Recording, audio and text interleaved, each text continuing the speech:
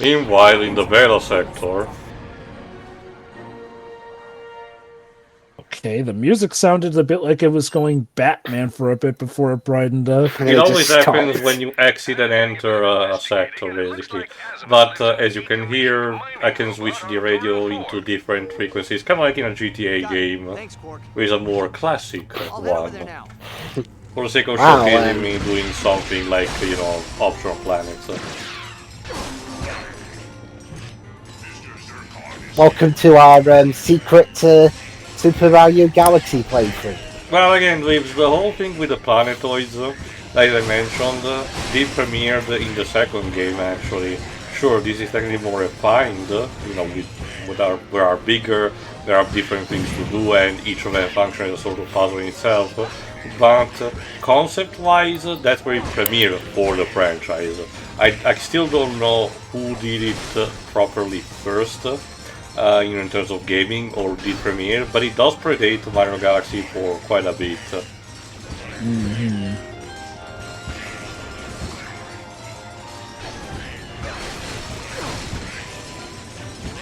Once again, the soundtracks are serviceable, but not super memorable. It's with ambient this one. noise.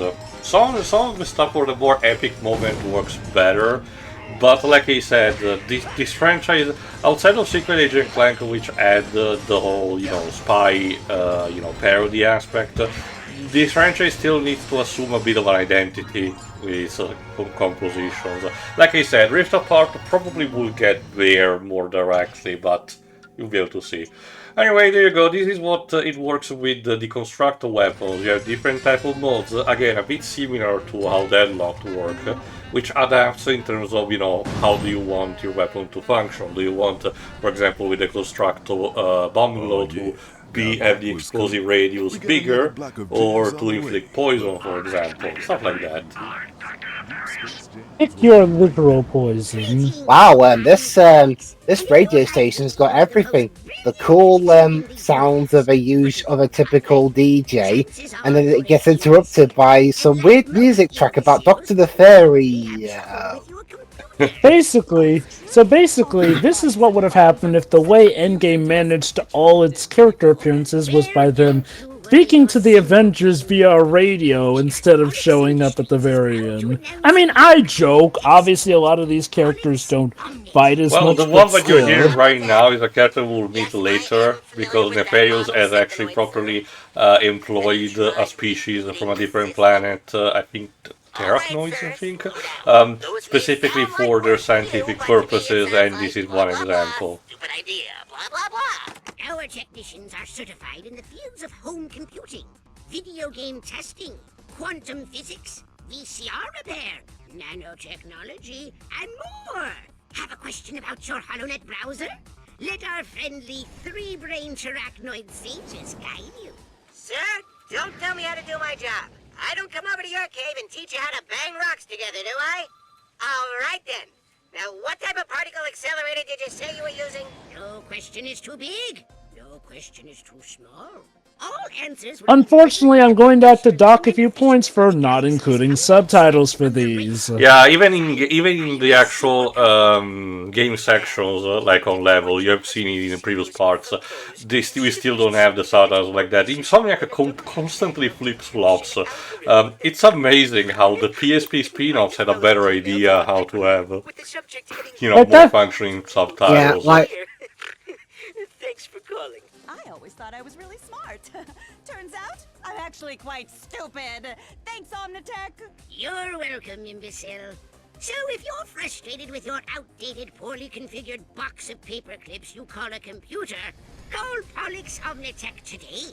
Like, the annoying thing is that it's not just that they don't include them, it's that they're inconsistent, because there have been cases where they did include subtitles. And I feel like, especially at a scene like this, where, say, oh, there's a cool blink, or I guess... Well, yeah, blink and you'll miss it thing. It would be nice if the subtitles at least emphasized when it's a returning character here and there. Unless the joke is supposed to be that we guess who it is. Like I said, this was in a time where accessibility options were not even remotely considered, and you will get stuff like subtitles because, there was a courtesy more than anything. And even then, it Like- was not optimal, as you just said. If there's one thing I'll give the Game Awards, it's that at least making an award for accessibility seems to have, incentivized a lot more companies to do. It's not at the very just least, the that, bare it's about minimum. also consultation companies doing that. Anyway, on this planet, you noticed there's a lot of junk, and but that begs the question, why is Ratchet here,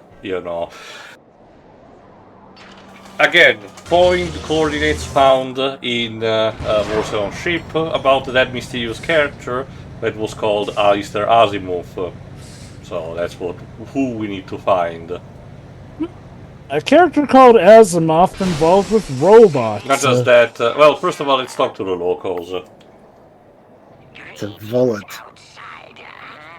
Or Vlad. A lot of these None natives, of your business, you prick. a lot of these natives are mostly voiced by Paul Aidings, by the way. Cute. Yeah, I can tell a bit of the Colonel's voice in there. Ask the Guardian for entry. He was the Terraclone's greatest assassin before a defeat on Zorek robbed him of his body. Now he's almost entirely mechanical and sells his services to the highest bidder. Ah, yes. I have heard such a name before. It is said he arrived on a ball of fire. From what Borderlands game did you come from, sir? Claimed the Bernelius sector for his own. One that I play, so one that doesn't exist. The treasure Damn. becomes the treasure. I mean, he's out of line, but he's right. At the very least, not while Mr. Pitchfork is there. I'd say... Pitchfork that lives. Sure, Pitchfork is something people want to get for him, but still. Yeah, I'd that was say- deliberate. I'd Yes. say that of the Borderlands games, I'd say 2 is probably the most player-friendly overall. Like, I it think the gets you pre-sequel probably is a bit better, since it starts to establish a lot of things, and, recontextualizes a bit the Handsome Jack's origins. That being said, by Borderlands 3, that's where things kind of went off the rails. Kind of, They were on the rails to begin It's with. kind of telling that the spin-off done the spin-off done by the Telltale Games, is from the Borderlands, actually has a bit more understanding about the writing. That's the thing that baffles me about the movie. You chose to have your main protagonist be the face from Borderlands 3, the title that even Borderlands fans kind of Well, hate. technically no, remember, Lilith was in the first game. Well, yeah, but Borderlands 3 is the one that kind of put her up to the forefront. She was one of the playable characters, Jova. Halt, outsider. What business have you in the Hollow? I'm looking for Volgrim Pass.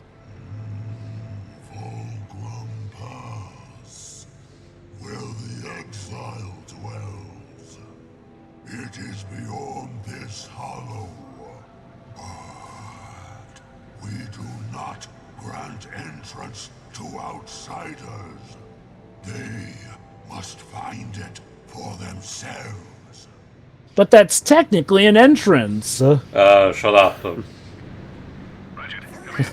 One of the Bongoids just told me about a race of brutal warriors who apparently hate nefarious. There you go, there's another zone.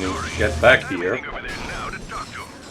Qwark, Sir, I'm There you literally go. trying to help you. Stay still. Normally I'd agree with you, but the Bongoids insist. So weird with the fact that the zonies, go from seemingly having, a kind of a plan into doing in Tools of Destruction to be a bit more mindless here. Sure, we do know that that was basically the intent, and in Tools of Destruction they were basically, doing what Nefarious told them to do, but That's it. still feels weird. Come on. Oh my god, even the grind rail is blinding me with its glare. Jesus. But yeah, no, It's weird how Vizoni come off as like this mystical, all-intelligent species. Then it turns out, no, they were just being played for schmucks by Nefarious. Oh, can't all be perfect. I apologize for the ruse, but we like to keep our operation away from. So yes, it was indeed just a Wizard of Oz scheme there. You have proven yourself worthy.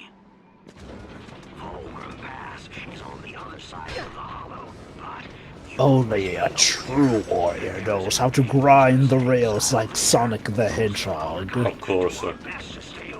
Yeah, it seems that these aliens are kind of used to, you know, having massive junk backpacks on their backs. So good for them. I know we've said it before and it bears repeating, but these things look brighter than the species in, yeah, you know what? These look brighter than the glowing Agogos. The thing is, that was the point of the glowing Agogos, that they look so bright that all you can see is just circular balls of light. now just toss it back into the socket. Well done, outsider, and welcome to the hollow. The battery bots are revolting. All systems are offline. Anyway, this next section comes to mind a bit more classic Spyro, you know, meme section. You enter, a character tells you, you know, oh, things are in trouble all over the place, and you need to fix around things. Ratchet, do my laundry! Ratchet, save my children! Ratchet, do my taxes! Ratchet, help me file my divorce! And I'll give you some XP. A rhino could divorce you? Alright, see what this Dynamo of Doom does. The Dynamo of Doom! Now this is a weapon for serious adventurers. Outnumbered by enemies? No problem. Even the score by deploying this remote-controlled orb. Once activated... As you can imagine, this is another 6-axis piloted weapon, so of course I'm not gonna use it that much. And wait, no option to toggle off the 6-axis, I don't think it's there, it's been a while. Keep the safety on, Chief. We have a code. Inhabited expertise. Those battery bots. Help end code 1113. Basically, again, capture all the battery mini-bots and put them back in their places so they can also clean away the So it seems that this is essentially a junk planet for, I guess, abandoned robots. Basically, it seems that a lot of things crash here, so the locals actually harvest that to their advantage. Again, it's interesting enough stuff, you know. We can kind of tell that they want to have, you can kind of tell that they want to have a planet with a bit more rich appearance, and, you know, with a more clear story than what the previous games did. Because even Tools of Destruction, think about it, we have the planet with the gelatonium, you know, factory, which, yeah, interesting, but it felt just weird. You know, the Qwark one, where, you know, it was mostly just a log factory company, you know, with just, you know, the wood cutting equipment, basically. The only one that had a more interesting, you know, type of setting and story behind it was the Apogee space station, obviously. But it was like one case. But in here, they try to make the worlds a bit more, you know, believable. The first one, argue with the Fungoids, is more just for the sake of having a tutorial, you know, for the sake of it.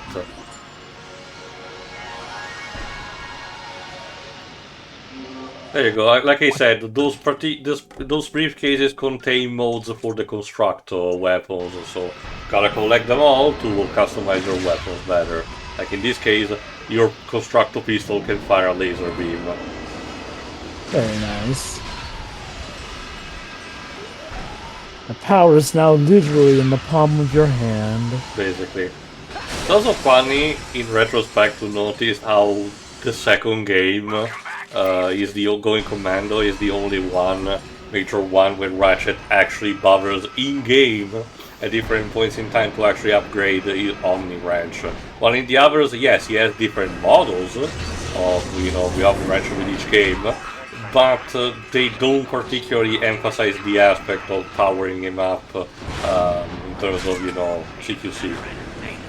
Normally I'd have thought that would be because, oh, well, now that his wrench was fully modified from that game, it would be cool, but like you mentioned, He he has changes it with different each wrenches. game for the sake of having a bit of variety in the design. I get it, you know, it's not too much big of a deal.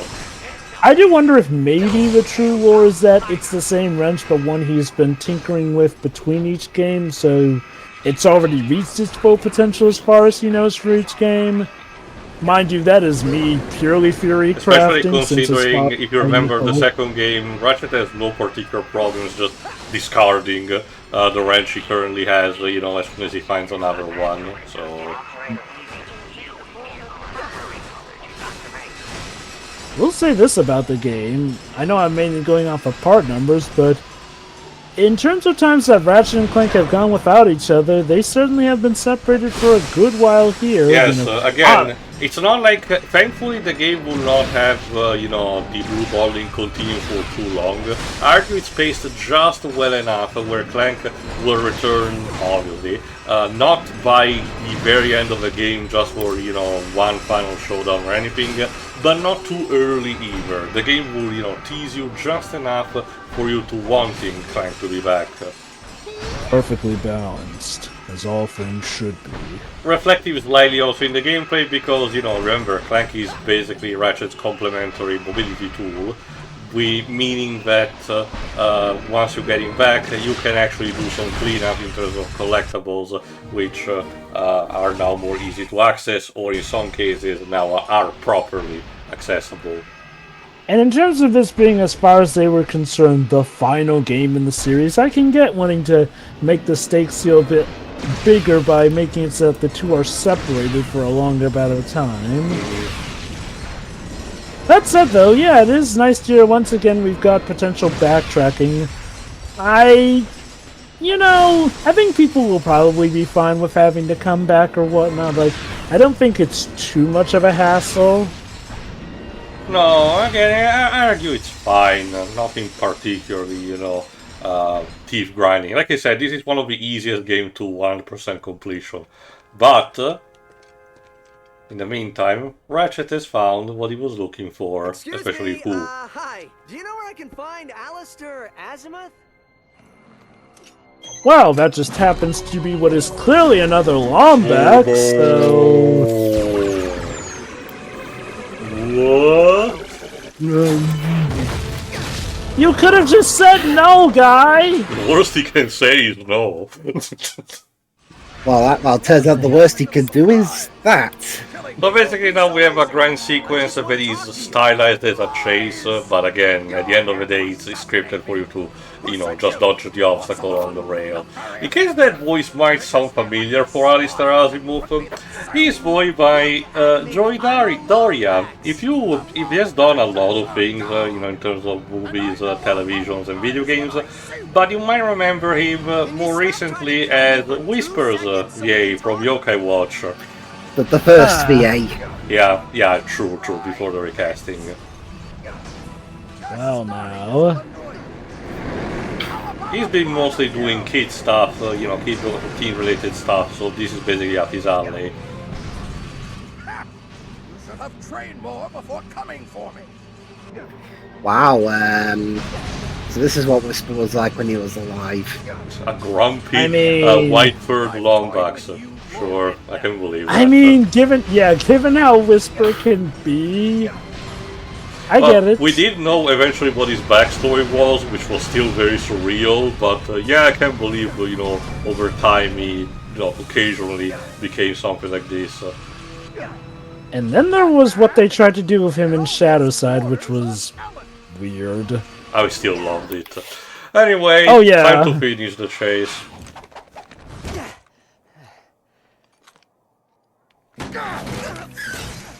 Now I've got you. It can't be. You're Caden's son. Forgive me. General Alistair Azimuth, Forbolt Magistrate of the Lombax. You can tell from the dialogue cut interaction, but while Azimuth is very glad to actually see another Lombax, you can tell he spent a bit too much time being alone. Probably, yeah. But So we what's the will plot learn twist? in time. So what's the plot twist going to be? Your father turned out to be a massive prick. No, Well, you for will now, be here this in guy was time. actually a good... For now, all you need to know is that he was a good this, friend of his dad's. Clock is a rather crude translation. So even in this universe, we get screwed by bad localization. My god! But yes, I suspect he is. Is there a realm of existence with a good translator? Like, if your friend is connected to them, he must play some part in its operation. Now, where are those blasted things? Wait, I thought my father was the only one to stay behind when the Lombaxes left. Why didn't you go with them? Sometimes the universe has a cruel this praise is particularly important for the very ending. But we will learn properly what happened later. Now I'm so happy to report, God, I don't know how so many goddamn games Insomniac has finally found a way to actually make the rocket boots actually enjoyable to play with. I cannot believe it either. And engage. You just basically toggle them on and off, like this, and you have complete mobility. You don't just careen into the next bottomless pit, but you can actually have full control, speed and movement. My god. Finally. You see, Ratchet, I'll be quite honest, your hover boots are nothing but crap. Now your father, he could really make proper hover boots. Like a true Lombax, of course. Was it? Because you guys said he's still going to show up at some point. I was going to make a joke about how was it hover boots that killed him or something? No, it's never stated super directly, but at the very least implied that Tachyon killed him. We will get more info about what happened to the Lombax later in this game.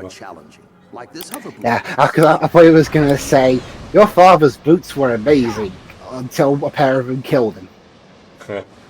This serves to teach you how to use the different pads that are tied to the rocket boots. Yeah, this is the neat thing about them. It's not just a simple bout of getting around quicker, they also work for platform progression overall, too. Like in this case, where Ratchet needs to roll speed to win, basically, until he careens to the specific obstacle. It's a bit rough around the edges sometimes, but I really am fine with it, to be honest. A bit similar to the tornado maneuver from Sonic Heroes on the flagpoles. Also, something more recent where we saw that overboard race that was at the very end of Bugs Bunny Lost in Time. Also, while you have to get Clank, you do have a gliding maneuver if you need it. Faster learner than your father. I have one final test set up over there. Are you ready? Yeah, sure, let's go. All right, follow me.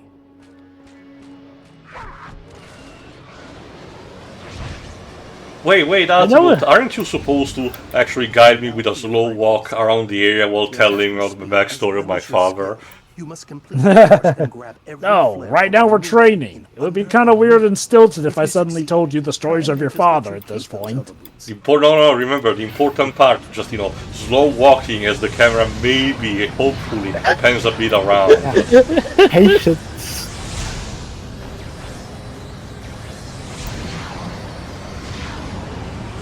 Basically, there you go, beat the course under the time limit, following the players. It's amazing how Ratchet manages to not get sick by spinning around the rotating contraption. I guess given he spent the better portion of his life using the gravitational boots to pretty much be up and all over the place without having blood rush to his head, maybe he's just built different. Fair enough.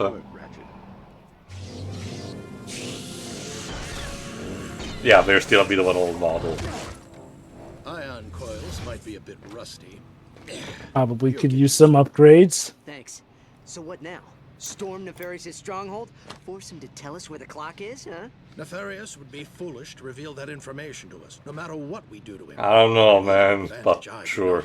Look, Nefarious is our greatest foe, doesn't mean that all of our foes have been that smart. Here's where Quest for Booty actually, comes into play a bit. Asimov's plan now is to find another obsidian eye in order to try to contact Clank. I forgot that was the device that, we used in the previous game to find him. Quest for Booty is not quite the equivalent, but it seems like the closest comparison I can make in the Ratchet & Clank series to Kingdom Hearts Chain of Memories in terms of being that installment that a lot of people probably skip, but actually does help the story somewhat better Chain of flow. Memories in comparison, Chain of Memories is very important in terms of lore. Argue 358 over 2 days fits a bit better, what you said. You know what? That's a fair enough point. Like, Chain of Memories is definitely extremely essential to the point where there was a whole generation of gamers who were outright confused when they booted up Kingdom Hearts 2. Like I said, it's a good argument into saying that numbering and titles mean nothing, in the grand scheme of things. For continuity, you should really just, try to check every single one anyway. Admittedly, it wasn't just that, but also the fact that Chain of Memories was on a different system at the time. But yeah, no, with Quest for Booty, it does feel like it's best if you play it if you want to have the best story flow. Like, that's not to say you'll be completely lost, but you do lose out on some of the more dramatic reveals that Quest for Booty gives you and whatnot. Anyway, tune in for the next part where we follow Asimov's plan. See ya. See ya. See ya.